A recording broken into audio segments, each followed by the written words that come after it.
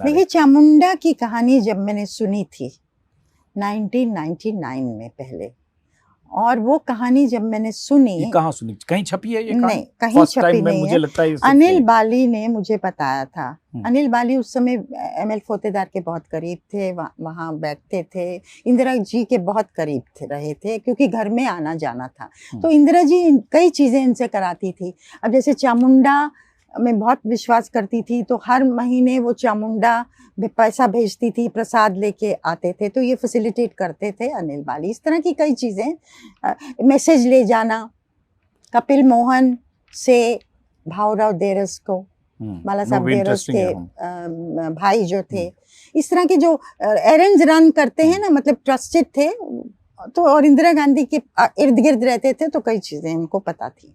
तो उन्होंने ऐसे ही, हम लोग कॉफी पी रहे तो किस्सा बता रहे थे, तो मैंने जब मैं वापस आई, एक मोटी लाल डायरी थी जो ईयरली होती है ना, आपको भेजी जाती है, उसमें आके मैंने लिखा, और वो अभी तक मेरे पास है, हाथ से लिखा हुआ कि अनिल बाली ने क्या कहा।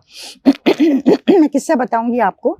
लेकिन 2018 में जब मैंने एलिफ पब्लिशर्स के साथ साइन किया ये किताब करने का, तो मैंने अनिल बाली को इंटरव्यू किया था टेप पे। वो किस्से की डिटेल्स बिल्कुल हूबहू वही थी जो उन्होंने 19 साल पहले बताई थी। जैसा कि आई विटनेस होता है ना, तो मुझे लगा ये प्लांट नहीं हो सकता है, जो बता रहे हैं ना ये सही है। और फिर उसकी पुष्टि पुष्पा मोहन, कपिल मोहन की पत्नी ने भी की, जो वहाँ थी। तो खैर, जो किस्सा ये था कि 77 में जब इंदिरा गांधी हारी, तो उन्होंने जाना, मंदिरों में जाना उनका बहुत हो गया, अगेन संजय की सेफ्टी के लिए, और हर बड़ा मंदिर था ना वो वहाँ गए। कांची शंकराचार्य, बाबा देवराहा, आनंदमयी मात को तो बहुत मानती थी वो शुरू से ही। उनकी माँ बिल्कुल बिलीवर थी, फादर तो एग्नोस्टिक थे, जवाहरलाल नेहरू। खैर, बहुत मंदिरों में भ्रमण किया उन 2-3 सालों में उन्होंने। तो चामुंडा वो, जैसा मैंने कहा, हर महीने भेजती थी प्रसाद, पैसा भेजती थी, और प्रसाद आता था उनके लिए। तो 1980 में जब वो जीती, इतनी शानदार जीत से, 33 महीने के बाद जीती, और बहुत कम वर्ल्ड लीडर्स होंगे जो इस तरह से इतनी जल्दी वापस पावर में आए। और वो एक सीट ज्यादा, मतलब 71 से एक सीट ज्यादा। हाँ, बिल्कुल 353 पे आई वो। तो अनिल बाली ने उन्हें कहा, मैडम आपको चामुंडा जाना चाहिए। उन्होंने कहा हाँ, पर कुछ देर रुक जाओ, मैं बताऊंगी कब। तो उन्होंने फिर मैसेज भेजा 3-4 महीने बाद कि मैं आना चाहती हूँ, 22 जून को मैं आऊंगी, आप लोग तैयारी करो वहाँ जाके। तो ये चले गए, और हिमाचल की गवर्नमेंट भी, जैसे आपने कहा, वो लोग भी थे, और सारी तैयारी हो चुकी थी। फिर मैसेज आता है कि वो नहीं आ रहे हैं, जम्मू में थी, और कि वो सीधा फ्लाई करेंगी दिल्ली वापस। जो पुजारी था चामुंडा में, वो बहुत बहुत नाराज हुआ।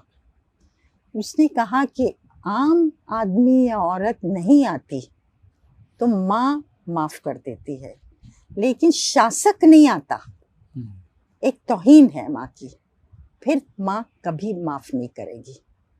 तो कह रहे, इन्होंने समझा बुझा दिया, और 22 को इन्होंने पूजा वूजा की। 23 की सुबह ये वापस दिल्ली ड्राइव कर रहे थे, तो 50 किलोमीटर जब चले थे सड़क पे, तो खबर आती है कि संजय गांधी का प्लेन क्रैश कर गया। अब मतलब उनका नया प्लेन था, जस्ट जिस दिन जाना था उसके अगले ही दिन, 23 जून को। बिल्कुल 23 जून ना, हाँ बिल्कुल।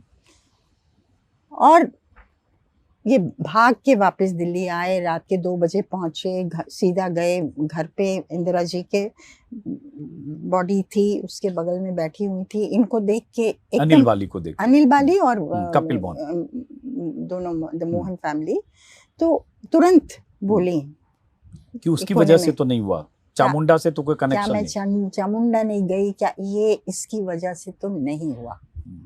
तो इन्होंने शांत किया उनको, मैडम ये टाइम नहीं है बात करने का। तो 5-6 महीने बाद वो चामुंडा गई।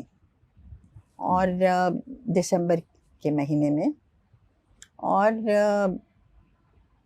वही पंडित जो इतना नाराज हुआ था, उसके हाथ शेक कर रहे थे, कांप रहे थे, क्योंकि हर चीज जो उन्होंने की ना, मत्था टेकना से जो मुद्राएं थी एकदम टू परफेक्शन, और वो रोई और रोई और रोई।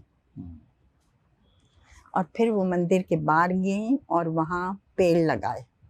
संजय गांधी का 5 पॉइंट प्रोग्राम में एक ये था, पेड़ लगाना। और कहा इन लोगों को, मैंने ऐसी खूबसूरत जगह कभी नहीं देखी है। तो कहीं ना कहीं वो विजिट उनके लिए संजय गांधी की डेथ का क्लोजर था। और उसी रात को जब वो वापस दिल्ली आए, एक फंक्शन था नेशनल हेराल्ड का, जहाँ स्टेज से उन्होंने राजीव गांधी को स्टेज पे बुला के उनको, ऑडियंस को इंट्रोड्यूस किया।